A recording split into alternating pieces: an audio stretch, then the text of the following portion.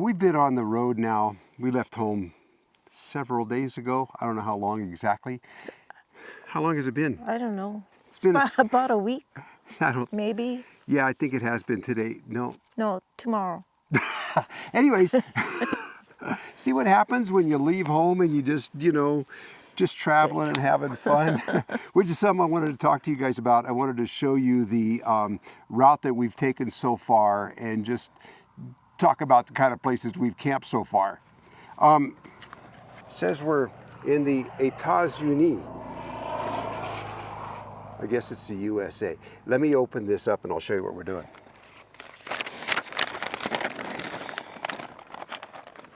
You're just trying to block me out. Oh yeah.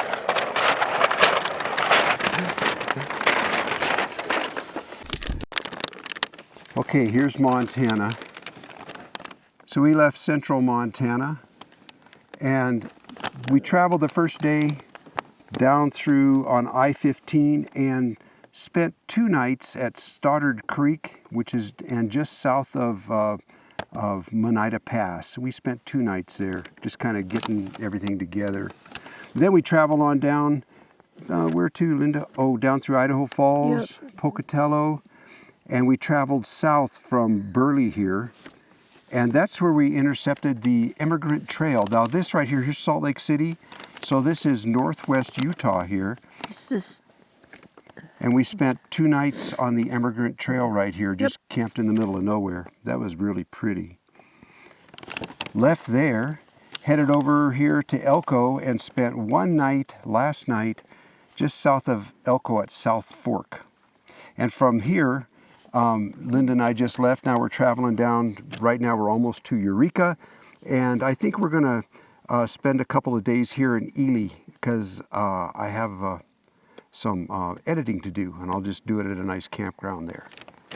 The reason we told you all that is just to give you an idea of, what our road trips are like, and campsites aren't always what you want them to be, because like we spent last night, we ended up camped just by the side of the road. I'll tell you why.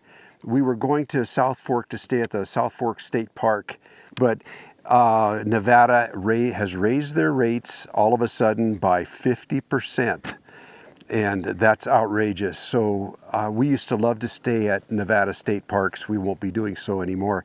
I guess it's okay if you're just going for a week's vacation or something and going to a state park, you can kind of budget that in. Yeah. It also went up by a huge amount, like 50% for Nevada residents too. Their prices went way up. So it, some people can afford that, but we can't. It seemed like quite a few states raised their rates all at the same time, making it hard for travelers. Yeah, travelers like us anyway. So anyways, it might be okay for some people that are wealthier, but not for us. It's too bad because it was one of the nice things about Nevada, but so anyways, so that's why we ended up parked by the side of the road last night. And then that camp along the Immigrant Trail, boy, that was beautiful. That was last week's video. That was so pretty, but you'll notice in that video that the dirt is white and it's volcanic ash. At least that's what I think it is, because I was in central Washington when Mount St. Helens blew, Linda and I were, and the ash was that clingy ash that it gets on surfaces and you can't blow it off. It's got a static cling to it. Well, that camp turned out to be really dirty with that. We were filthy after 2 days there. I tell you, it was bad. But anyways. Yeah, I turned white. But wasn't it pretty? It was beautiful. But every camp's got a little something like that. And it made us stop to think about what is a perfect camp. Where have we seen the perfect camp? There's been very few, just a handful. Well, every campsite has its own quirks. It can be flies or mosquitoes or dust. Yeah. Or noise. It could be all kinds of things. When we stop and think about, hey, where's a perfect camp, most perfect camp we've ever had? There's only a few. So there's got to be, you got to take them with a grain of salt. Yeah. Anyways, we just stopped here in this beautiful location in central Nevada and north central Nevada. And we're going to get back on the road.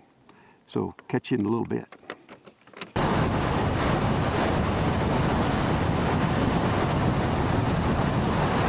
Well, Linda and I just pulled off of Highway 278 just to make a pit stop, and we're just north of Eureka by about 18 or 19 miles.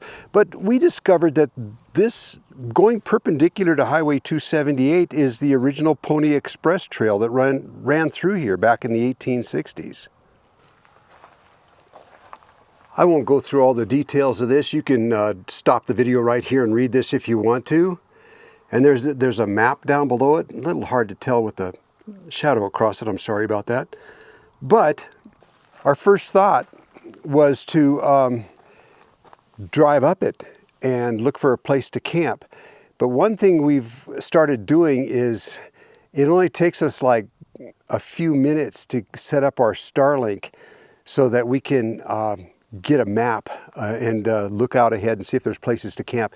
And it doesn't look too good. It looks like the road gets really bad, and I only saw one pullout, and it was way up in there, and I didn't even know if I could get there or not. So it really helped just to set up the Starlink to check it out.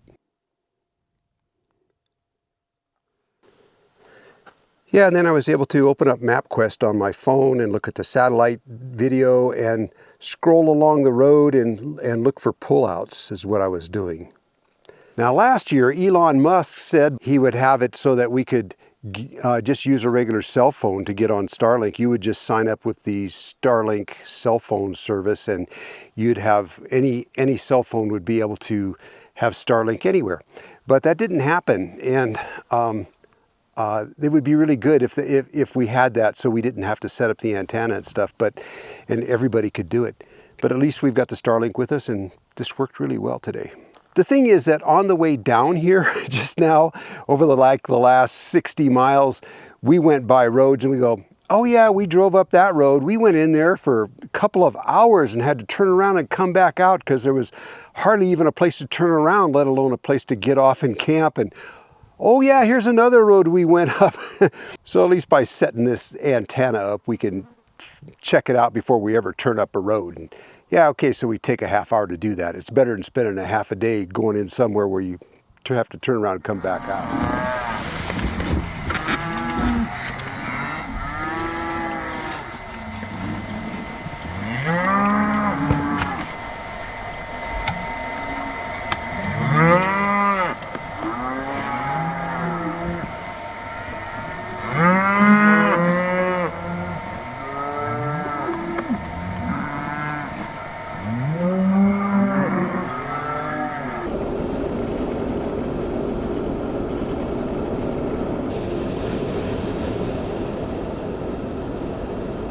We need to take just a moment here to pay the bills, because without donations from you, our viewers, through PayPal and Patreon, and without companies like OUPES supporting us, this channel would cease to exist. We've been using OUPES equipment for a lot of years now, and we depend on them for high quality and affordable prices. And that's what this is about. This is about their Members Day sale. It's easy to become a member. All you do is go to the website and just sign up. And that gets you into some really good pricing, especially on bundles such as these. For example, right now, if you were to choose this OUPES Mega 1 power station with 1,024 watt hours and a 240 watt solar panel, you'd get $313 off. If you were to choose this Mega 1 plus the B2 battery, which adds another 2,048 watt hours as a package, you'd get $471 off. And right now this B2 battery is $102 off. Now on top of those discounts, you get another 5% off by using the discount code GN for Gone Again. These are just a couple of examples. I encourage you to go to their website and check out their other sale prices. And they're also giving away free outdoor chairs with every order. It's from OUPES. Go check it out. Now back to our video.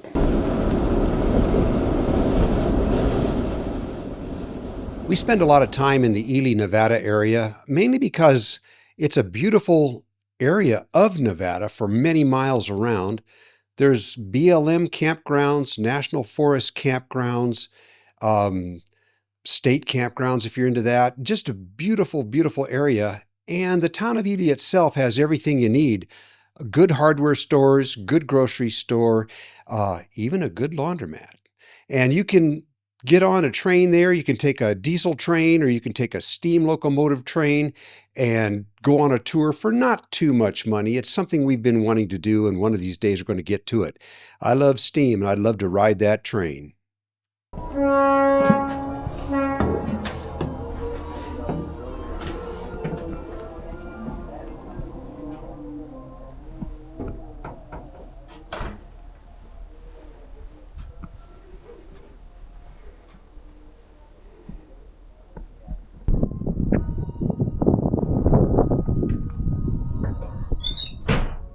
I give you these check the fluids.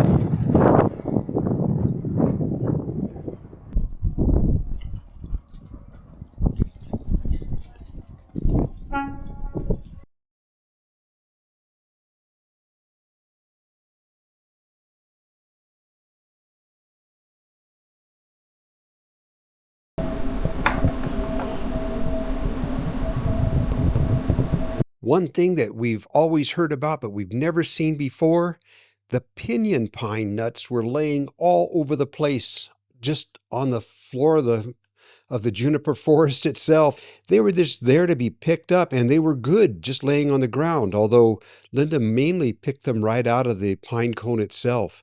And then afterwards, she roasted them in a pan. They are delicious. And look at the price in the store. My goodness. Linda had picked a couple of pounds and nothing flat. Well, we just spent the last couple days at Ward Mountain Campground. It's on the west side of Ely down Highway 6, 5 miles out of town. It's normally $12 a night. Right now there's no water or garbage because it's going below freezing sometimes. But with your Golden Age Pass, it's only $6 a night. Are you about ready to hit the road? And what kind of goodie is that you're carrying there? Nothing. What do you got behind your back? My back. I have a one of these. Oh, you gonna share? Maybe.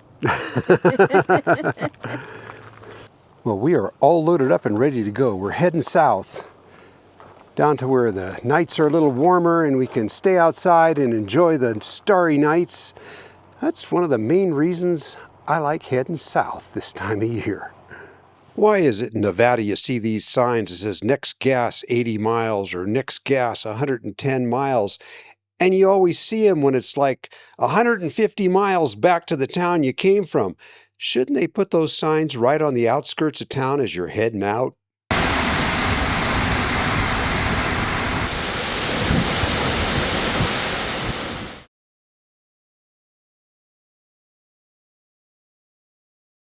Well, good morning.